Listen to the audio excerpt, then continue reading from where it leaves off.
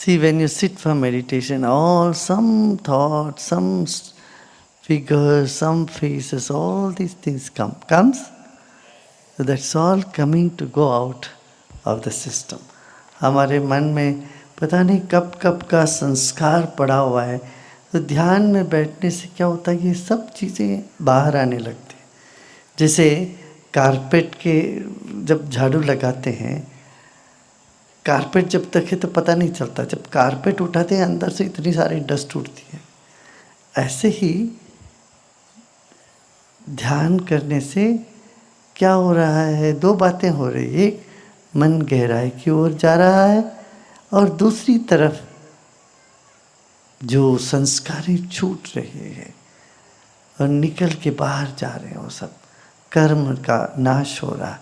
तो वो सब भी साथ में हो रहा है, दोनों एक साथ. Gurudev, if intelligence exists outside of us and our intellect merely reflects it, then where do destructive thoughts like war come from?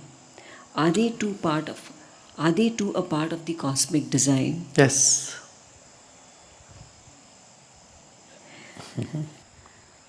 गुरुदेव, हमारा मन तो एक ही है जो कई भूमिकाएं निभाता है, लेकिन जब मन आहत या व्यथित होता है तो उसका असर हर भूमिका पर पड़ता है.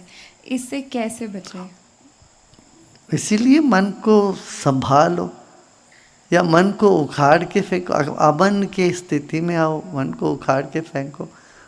मन का स्वभाव ही ऐसा है.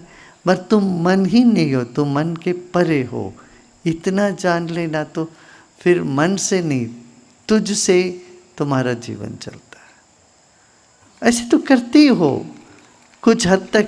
तो मन में कुछ भी चलता है, जो भी मन में आता है सब ऐसे ही तुम करते हो क्या? नहीं, तब तो बहुत कमज़ोर व्यक्ति होता है.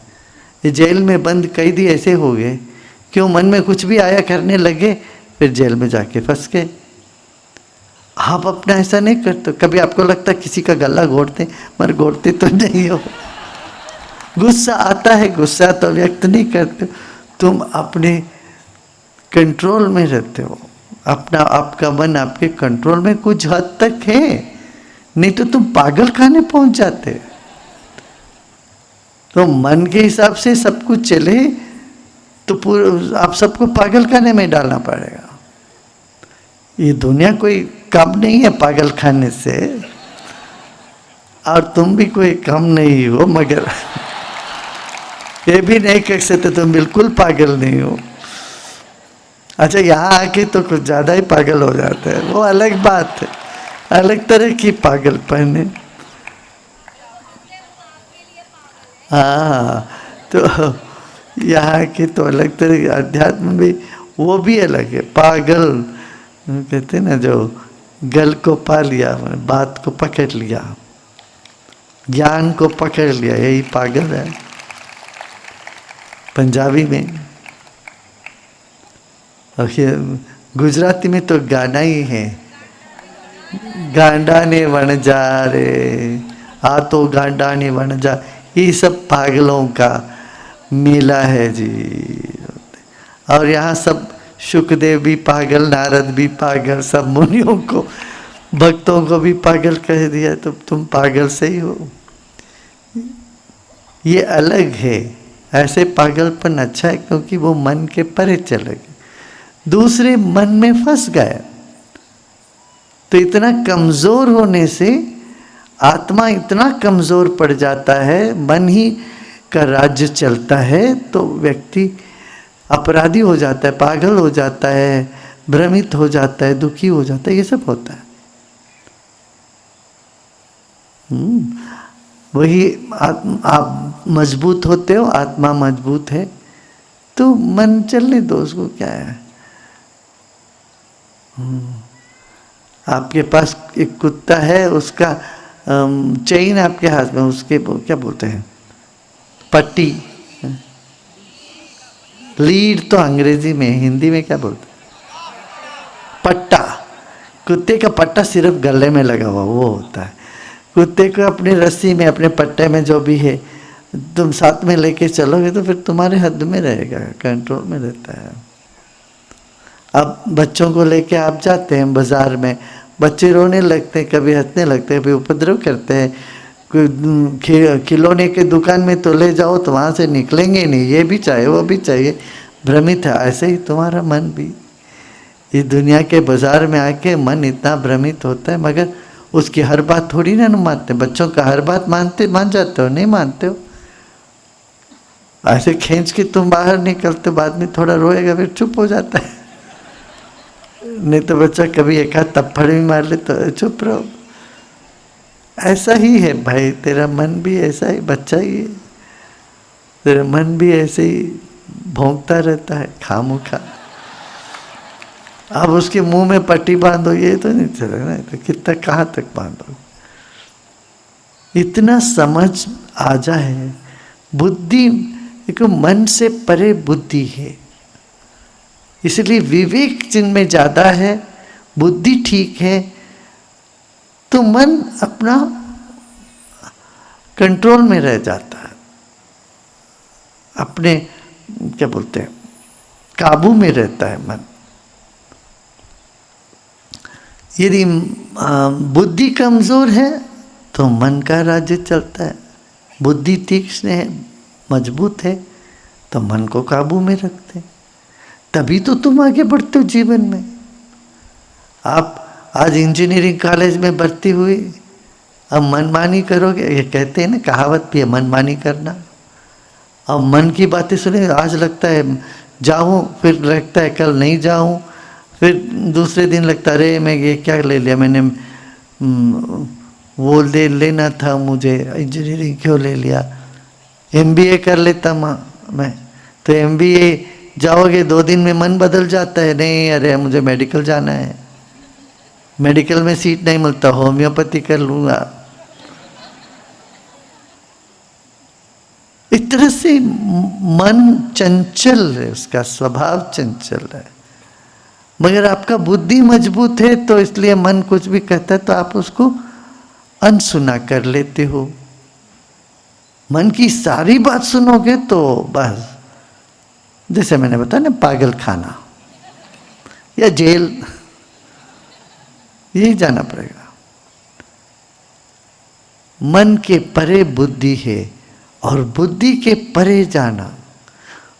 बुद्धि में जो रहते वो पागल नहीं हो सकते, मन में फंसा वो पागल है। और जो बुद्धि के परे जाते हैं वो कुछ अलग तरह के पागल हो जाते हैं, वो प्रेम में पागल होते, वो दूसरा पागल है, पागलपन है। जो बुद्धि के परे जाते हैं इसलिए कहते हैं सुध बुद्ध खो गए, भगवान को देखते ही सुध बुद्ध खो गए सारे गोपियाँ, और पागलों जैसे फिर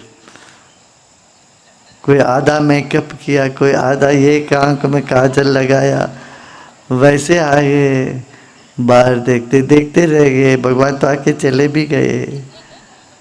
किसी ने दूसरे सखी ने पूछा, अरे वो तो भगवान आके चले गए, और बोला वो मेरा नज़र भी दृष्टि भी लेके चले, मेरा जो है दृष्टि भी, वो दृष्टि तो गया, दृष्टि भी उसके माने लीन हो गए उसमें।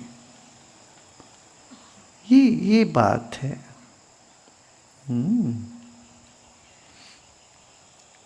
गुरुदेव, अभी हाल ही में नए शंकराचार्य को उन्हें पदासीन करते समय हाथ में दंड प्रदान किया गया।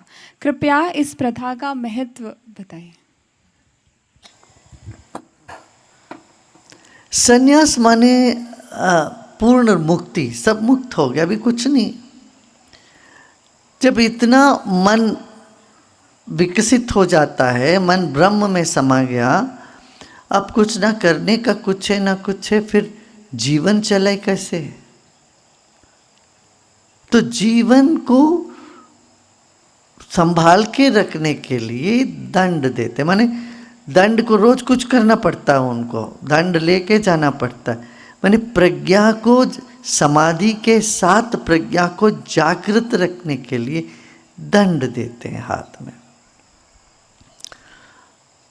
माने एक तो समाधि की अवस्था में व्यवहार सब समाप्ति हो जाता है, बाहर का कुछ नहीं, सन्यासी माने वही है, बाहर की दुनिया को त्याग दिया, मगर कुछ जिम्मेदारियां उठानी पड़ी उनको। वो जिम्मेदारियों के लिए वो दंड दिया गया। लेकिन उससे पहले जिम्मेदारी थी, जनेऊ थी, शिखा था, ये सब था कि आपको, आपका जिम्मेदारी है समाज के प्रति, माता पिता के प्रति, धर्म के प्रति। संन्यास माने सब पूर्ण हो गया, वो सब निकाल दिया। ना जनेऊ, ना शिखा, ना कुछ, कोई नियम नहीं है, कोई कानून है। सन्यासी मुक्त हो गए स्वेच्छा से। ऐसे इस अवस्था को भी समाज में और बड़े जिम्मेदारी के साथ चलना है और कुछ करना है, इसीलिए दंड दिया गया। वो दंड क्या है? नारायण दंड कहते हैं, नारायण स्वरूप। जैसे तुम नारायण स्वरूप हो और तुम्हारी नारायण स्वरूप, दंड में भी नारायण का स्वरूप है। तो फिर उसको लेके चलना माने फिर इस दुनिया में काम करते, फिर इसलिए दंडी बोलते, दंडी सन्यासी। तो दंड लेके चलते हैं माने कुछ करना है, वो होश में रहता, होश बनाए रखने के लिए वो दंड है, और जिम्मेदारियों को निभाने के लिए दंड है। जबकि कोई जिम्मेदारी नहीं फिर भी है, ये है छोटी जिम्मेदारी, कुछ नहीं, माता पिता के लिए कुछ नहीं, अपना धर्म का कुछ नहीं, अपना स्वार्थ नहीं, परार्थ नहीं, कुछ भी नहीं। मगर जब तक शरीर है तो दुनिया में कर्म क्षेत्र से भी मुक्ति नहीं, तो कर्म तो करते रहना पड़ेगा। उसके लिए वो दंड का धारण करते हैं। ये सिर्फ प्रतीक है और उससे ज़्यादा कुछ नहीं है, प्रतीक है सिर्फ। और ये परंपरा, गुरु ने पकड़ा, उन्होंने अपने शिष्य को पकड़ा दिया, फिर और शिष्य को पकड़ा, परंपरा का एक विधान है। गुरुदेव, कहा जा रहा है कि कल की अवतार आ चुके हैं। मुझे संदेह हो रहा है कि कहीं वो आप ही तो नहीं है। देखो, तुम्हारा सारा संशय मिटाने के लिए तो मैं नहीं बैठा हूँ यार। मैं कहता हूँ जितना संशय जो भी होता है तुम उसका झेलो, ताकि ये सब तुम्हारा मन में ही आता है ना। संशय संशय, उसके बाद समाधान, ये सब तुम देख लो। गुरुदेव, वैसे भगवान सबके दिल में हमेशा रहते हैं, कहीं आते जाते तो नहीं है।